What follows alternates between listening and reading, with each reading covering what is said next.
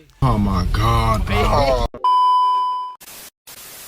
Halo guys, kami dari kelompok 6, Kelompok 6 kelas 99. Izin memperkenalkan diri. Nama saya Gopala, absen 4. Nama saya Putu Ari, absen 18. Nama saya Gilang, absen 16. Nama saya Wahyu, absen 7.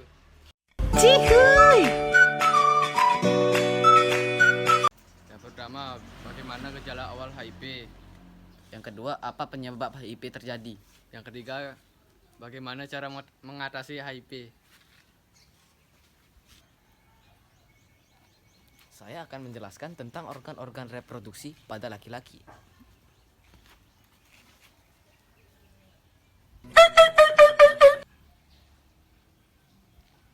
Vas deferens adalah alat penghubung antara epidemis dengan uretra. Uretra, saluran tempat keluarnya sperma dan urin. Penis, alat berhubungan dan tempat keluarnya sperma dan urin. Skrotum, menjaga suhu testis agar sesuai dengan pengeluaran sperma. Testis, tempat pembentukan sperma dan hormon testosteron. Epidemis, tempat penyimpanan sementara dan pematangan sperma. Kelenjar vesikula, penghasil zat-zat untuk pertumbuhan sperma. Kelenjar prostat, berfungsi sebagai penghasil cairan asam. Kelenjar Cooper, penghasil lendir bersifat basah. Yang kedua, ada struktur-struktur reproduksi pada laki-laki. Vas deferens, panjang sekitar 30-45 cm. Vas deferens tersusun dari jaringan fibromuskular yang terdiri dari jaringan fibrosa dan otot. B. Uretra, panjang 19-20 cm dan memanjang dari kandung kemih hingga ujung penis. Penis, kelenjar, bagian ujung penis. Korpus, bagian yang menghubungkan kepala dan akar penis. Preputium, kulit longgar yang menutupi kepala luar, panjang sekitar 8-9 cm, tidak ereksi, dan 12-14,5 cm saat ereksi. Skrotum, lapisan parietal, visceral, tali spermatik, otot khusus, rapi skrotum. Skrotum, lapisan parietal, visceral, tali spermatik, otot khusus, rep skrotum. Testis, terdiri dari tubulus, seminiferus, kompartemen interstisial, intratubular, dan epididymis. Epidemis, terdiri dari lapisan stratum, basal, spinosum, granulosum, lucidum, dan corneum. Kelenjar vesikula, panjang 5 cm, terdiri dari 3 lapisan, mukosa, otot, dan adventisial. Kelenjar prostat, terdiri dari beberapa zona anterior, perifer, sentral, dan transisi. Kelenjar Cooper, berukuran sekitar 1 cm, terletak di bawah kelenjar prostat, dikelilingi otot lurik dan otot polos. Selesai. Saya akan menjelaskan tentang sistem reproduksi perempuan. Yang pertama ada ovarium, strukturnya berbentuk telur, berfungsi untuk menghasilkan sel telur. Yang kedua ada saluran telur, strukturnya berbentuk saluran yang memiliki panjang 10 cm, berfungsi untuk menghubungkan rahim dengan ovarium. Yang ketiga ada infundibulum, strukturnya berbentuk corong dan merupakan ujung dari saluran telur. Yang keempat ada rahim, strukturnya berbentuk pir, berfungsi untuk tempat berkembangnya janin. Yang kelima ada endometrium, strukturnya berbentuk lapisan yang membatasi rongga rahim dan berfungsi untuk mendukung implantasi janin. Yang keenam ada serviks, strukturnya di bagian bawah rahim yang menyempit dan membuka ke arah vagina, berfungsi untuk menghubungkan rahim dan vagina. Yang ketujuh ada vagina, strukturnya berbentuk saluran yang menghubungkan lingkaran luar, berfungsi untuk saluran lahir. Yang ke-8 ada fembrie, strukturnya berjumbai, berfungsi untuk menangkap telur dari ovarium. Saya akan menjelaskan siklus menstruasi pada orang dewasa dan hormon yang berperan. Siklus menstruasi adalah proses perubahan hormon yang terus-menerus dan mengarah pada pembentukan endometrium, ovulasi, serta peluruhan dinding jika kehamilan tidak terjadi.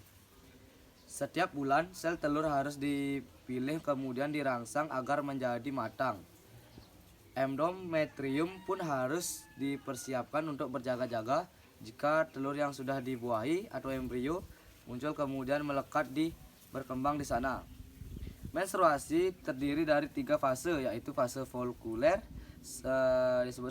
sebelum telur dilepaskan, fase ovulasi, pelepasan telur, dan fase luteal setelah sel telur dilepaskan.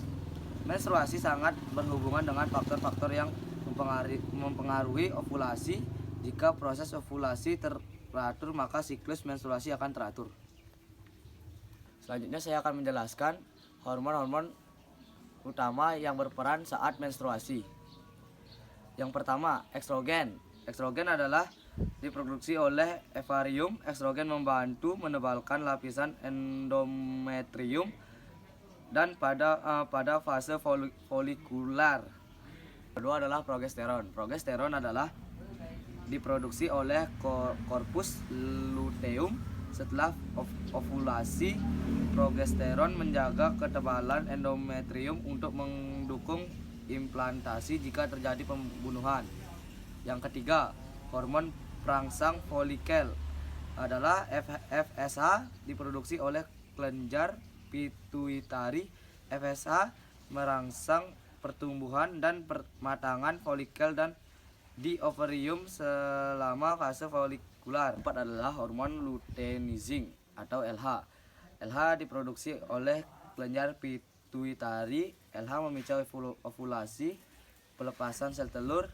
Setelah meningkatkan mendadak LH Surge.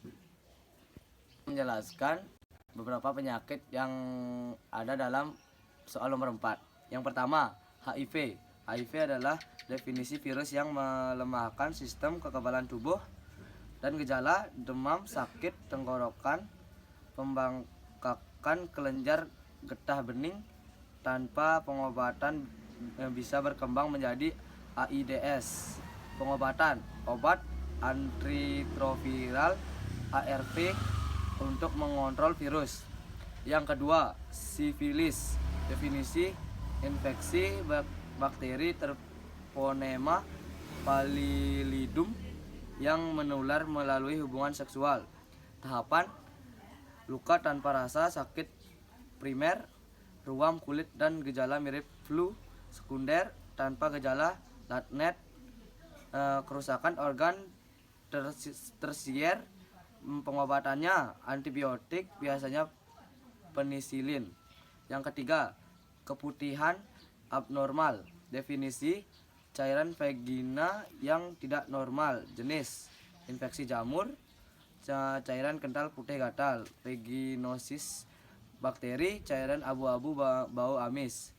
Trichomoniasis, cairan kuning hijau berbusa bau tidak sedap. Pengobatannya obat sesuai penyebab seperti anti jamur atau antibiotik. Yang 4, epididymitis.